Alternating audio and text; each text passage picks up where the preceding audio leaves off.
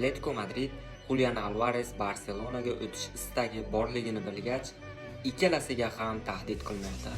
Agar Barselona Julian Alvaresni sotib olishni istasa, shartnomada ko'rsatilgan 500 million yevro tovon pulini naqd to'lash kerakligini aytib o'tdi. Transfer bozorida hech qanday Barselona bilan Julian Alvares o'rtasida savdolashmasligini Ispaniya nashrlariga bayonot berdi.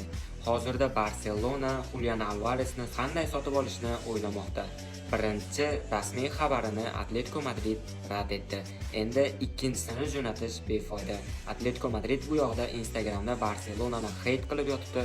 Barselona Julian Alvaresni birinchi o'rinda qo'yib, uni ishini hal qila olmayapti. Agar muzokaralar shunday davom etadigan bo'lsa, bu transfer hech qachon amalga oshmaydi. Nima deb o'ylaysizlar? Barselona Julian Alvaresni tovon pulini to'lab olib kelgani yaxshimi yoki boshqa transferga qo'l urgani yaxshimi?